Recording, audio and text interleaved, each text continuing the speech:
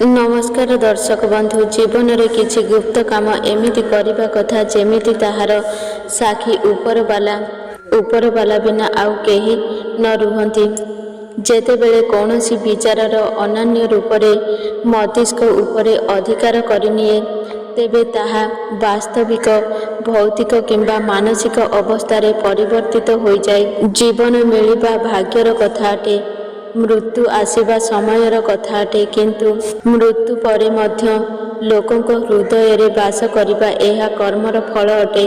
धैर्य कौनसी दुर्बलता होई न थाए, बरं एहा सेही शक्ति होइथाए जहा समस्तक पाखरे न थाए। आशीर्वाद केबे वृथा जाई न थाए, एहा ठीक समय रे रूपांतरित होइथाए। मनुष्य निज विश्वास रे निर्मित होइथाए। से जेपरि विश्वास करे से सेमिति ही बनि जाइथाए। सबु किछि नकल करा जाई पारे, किंतु चरित्र आउ व्यवहार को नकल करा जाई पारे नाही।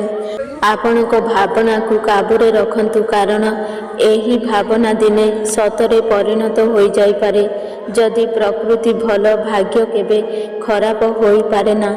समय बनाउथिबा बालाकु थरे समय देइकी देखंतु, से आपणक समय को बदलाई देव। कर्मर कौनसी मेनू न थाए, जहा आपण सर्व करिवे ताहा आपण डिजर्व करिवे। मस्तिष्करे विचारर ट्राफिक जेते कम हेब, जीवनर यात्रा सेतिकी सहज हेब। केवल मुंड नुआइले भगवान मिलती नाही, मन को मध्य तलकू नुआइबाकू पड़िब। जीतिबार मजा सेतेबेले आसीथाए जेतेबेले आपणक हारिबाकू समस्ते अपेक्षा करिथांती। जदि आपण एही सबु कथा परिस्थिति को नहीं चिंतित होई पड़ुछंती, तेबे आपण निज नियंत्रण रे नाहंती। तेबे एहार परिमाण समयर वरदान और पश्चाताप अटे। जदि आपण सर्वदा दुख उपरे ध्यान देबे, तेबे आपण सर्वदा दुखी होई रहिबे। आउ जदि सुख उपरे ध्यान देबे, तेबे सुखी होई रहिबे। काहेकि ना आपण जहा उपरे ध्यान दियंती सेही वस्तु सक्रिय होई जाए। खराब समय मध्य दिने चली जाए। केवल धैर्य को आपणाइबाकू पड़िथाए। चेहरा रे सबु बेले हरस अर्थ एहा नुहे जे जीवन रे संघर्ष नाही बोली, बास एतिकी भरोसा रे हसुथाओ कि ऊपर वाला ऊपरे भरोसा अछि। जीवन रे जदि किछि बड़ करिबार अछि, तेबे दुईटी कथा मने रखंतु। जहा हजि जाइछि ता पई दुख कर नाही, आउ जहा पाइच ता ही किछि कम नाही। देह खराब होई गले मनीष जेतिकी थकी जाए नाही, ताठारू बेसी थकी जाए। नकारात्मक चिंताधारा रखिबा द्वारा जीवन रे आमे केते भूल आउ केते ठीक एहा केवल दुई जण जानती, जणे अंतरात्मा आउ जणे परमा आत्मा। नकारात्मक चिंता को आम भितरे प्रवेश करने को दियंतु नाही, काहेकि ना एहा गोटिए एमिति जिनिस आम आत्मविश्वास को कम कर देइथाए। प्रकृत रे सफलता किछि नुहे, एहा केवल असफलता लोकर कहानी होइथाए। आपणक विरुद्ध रे होइथिबा कथावार्ता को चुपचाप शुणंतु, विश्वास रखंतु। समय सेमानकु उचित जवाब देव। जी निजकु बसरे रखि पारिछि, तार विजय पथ को देवता मध्य बदलाई पारिबे नाही। जदि लोक माने आपणक सरलता को आपणक दुर्बलता बोली भावंती, तेबे एहा तांकर समस्या अटे। आपण आईना परि रुहंतु, गोटिए समय रे गोटिए कार्य ही करंतु, आउ एही समय रे तुमर आत्मा को कामरे लगाई दियो। बाकी सबु किछि भूली जाओ। जदि निज विषय रे केबे काहाकू किछि पचारंतु नाही, बास आखि बंद करिकी किछि समय अंतर आत्मा को पचारंतु।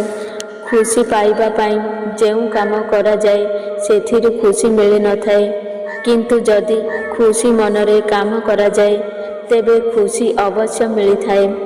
एही चिंता କରନ୍ତୁ ନାହିଁ କି ଲୋକମାନେ ଆପଣଙ୍କ ବିଷୟରେ କ'ଣ ଭାବୁଛନ୍ତି।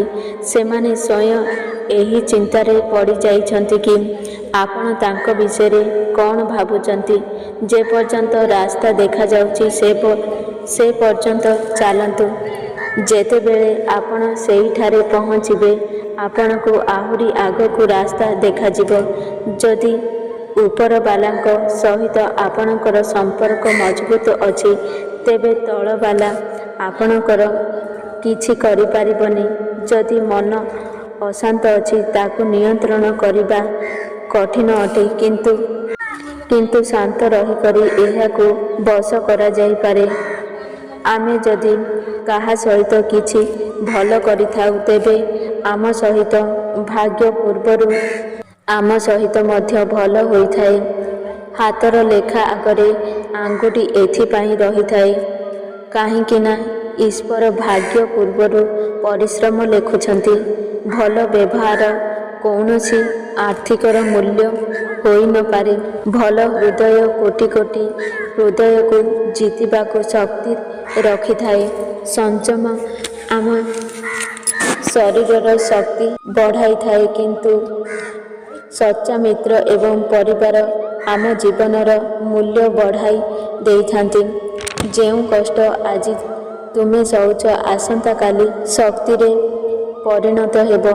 ଯଦି ଅସୁବିଧା ସମୟରେ କାହାକୁ ସାହାଯ୍ୟ ମାଗୁଛ ତେବେ ଟିକେ ଭାବିଚିନ୍ତି ମାଗୁଥିବ, କାହିଁକିନା ଅସୁବିଧା କିଛି ସମୟ ପାଇଁ ହୋଇଥାଏ ଆଉ ଋଣ ସାରା ଜୀବନ ପାଇଁ ହୋଇଥାଏ। ଅନୁଭବ ବୟସ ଦ୍ୱାରା ହୋଇନଥାଏ, ଏହା ପରିସ୍ଥିତିରୁ ହୋଇଥାଏ। ସଂସାରକୁ ଯଦି ଆସିଛ ତେବେ ବଞ୍ଚିବାର କଳା ଶିଖିଦିଅ, କାହିଁକିନା ଏଠି ଶତ୍ରୁଙ୍କର କିଛି ବିପଦ ନଥାଏ।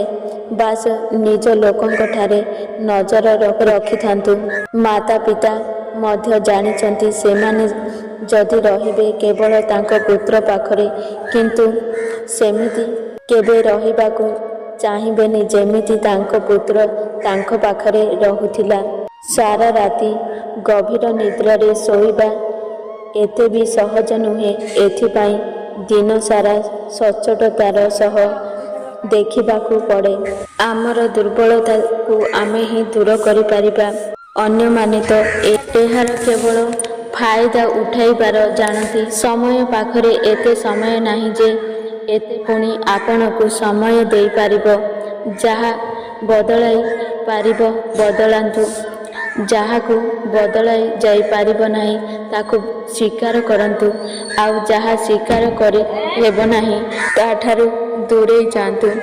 କିନ୍ତୁ ନିଜକୁ ସର୍ବଦା ଖୁସିରେ ରଖନ୍ତୁ। ଏହା ଏକ ବଡ଼ ଦାୟିତ୍ୱ ଅଟେ। ଯେତେବେଳେ ଆମେ ଆମ ସମ୍ପର୍କୀୟ ପ୍ରତି ସମୟ ଦେଇନପାରୁ ସେତେବେଳେ ସମୟ ଆମର ସମ୍ପର୍କ ଛଡ଼େଇ ନେଇଥାଏ। ଯିଏ ଆମ ବିଷୟରେ ଖରାପ କହୁଛି ତାକୁ କହିବାକୁ ଦିଅ, କାହିଁକିନା ଆମ ବିଷୟରେ ସେଇମାନେ ଖରାପ କହନ୍ତି ଯେଉଁମାନେ ଆମ ସହିତ ସମାନ ହୋଇପାରିବେ ନାହିଁ। ଯଦି ଖୁସିରେ ରହିବାକୁ ଚାହୁଁଛ ତେବେ ଲୋକଙ୍କ ଅପେକ୍ଷା ନିଜ ଉପରେ ଧ୍ୟାନ ଦିଅ। ଭଗବାନଙ୍କ ଉପରେ ଏମିତି ବିଶ୍ୱାସ ରଖ ଯେମିତି ଛୋଟ ଶିଶୁ ତାର ପିତା ଉପରେ ରଖିଥାଏ। ସେ ଏଥିପାଇଁ ହସୁଥାଏ କାହିଁକିନା ସେ ଜାଣିଛି ତା ପିତା କେବେ ହେଲେ ତାକୁ ତଳେ ପକାଇବ ନାହିଁ। ସେବା ସମସ୍ତଙ୍କର କରନ୍ତୁ, କିନ୍ତୁ ଆଶା କାହା ଉପରେ ରଖନ୍ତୁ ନାହିଁ, କାହିଁକିନା ସେବାର ଉଚିତ ମୂଲ୍ୟ କେବଳ ଭଗବାନ ହିଁ ଦେଇପାରିବେ, ମଣିଷ ନୁହେଁ। ମନ ପବିତ୍ର ଥିଲେ ଗୋଟେ ଢାଳ ପାଣି ମଧ୍ୟ ଯଥେଷ୍ଟ, ନହେଲେ 56 ଭୋଗ ମଧ୍ୟ କୌଣସି କାମକୁ ନୁହେଁ। ହେ କୃଷ୍ଣ, ତୁମ ଛଡ଼ା ଆଉ କିଏ ଅଛି ମୋ ବୁଝିବା ବାଲା? ଯିଏ ତ ମିଳୁଛି ବାସ୍ ବୁଝିକରି ଚାଲିଯାଉଛି। ସ୍ୱପ୍ନ ସବୁବେଳେ ବଡ଼ରୁ ଆହୁରି ବଡ଼ ଦେଖନ୍ତୁ। ଚାନ୍ଦ ନ ମିଳିଲେ କ'ଣ ହେଲା, ଆକାଶ ପର୍ଯ୍ୟନ୍ତ ପହଞ୍ଚି ପାରିବେ। ଭଗବାନଙ୍କ ଫଇସଲା ଉପରେ କେବେ ଅବିଶ୍ୱାସ କରିବେ ନାହିଁ। ଯଦି କୌଣସି ଦଣ୍ଡ ମିଳୁଛି ତେବେ କିଛି ନା କିଛି ଭୁଲ ନିଶ୍ଚୟ ହୋଇଥିବ। ଯଦି ଆପଣ ଠିକ୍ ଅଛନ୍ତି ତେବେ କିଛି ପ୍ରମାଣ ଦେବା ଆବଶ୍ୟକ ନାହିଁ। ସମୟ ନିଜେ ଆସିବ। ସେଠାରେ ବସି କାନ୍ଦିବାରେ ବହୁତ ଶାନ୍ତି ମିଳିଥାଏ, ଯେଉଁଠାରେ ଶ୍ରୀକୃଷ୍ଣଙ୍କ ବିନା ଆଉ କେହି ନଥାଏ। ଯେତେ ଅପେକ୍ଷା ସେ ଆପଣଙ୍କୁ କରାଉଛି, ସମୟ ଆସିଲେ ଏତେ ଦେବ ଯେ ଆପଣ ସମ୍ଭାଳି ପାରିବେ ନାହିଁ। ନମସ୍କାର ଦର୍ଶକ ବନ୍ଧୁ, ଯଦି ମୋ ଭିଡ଼ିଓ ଆପଣଙ୍କୁ ପସନ୍ଦ ଆସେ ତାହେଲେ ଭିଡ଼ିଓକୁ ଗୋଟିଏ ଲାଇକ୍ କରନ୍ତୁ ଏବଂ ଆମ ଚ୍ୟାନେଲକୁ ସବସ୍କ୍ରାଇବ୍ କରନ୍ତୁ ଏବଂ ସାଙ୍ଗମାନଙ୍କୁ ଅଧିକରୁ ଅଧିକ ସେୟାର କରନ୍ତୁ। ଏହିଭଳି ମୋଟିଭେସନ୍ ଭିଡ଼ିଓ ଦେଖିବା ପାଇଁ ଜୟ ଜଗନ୍ନାଥ।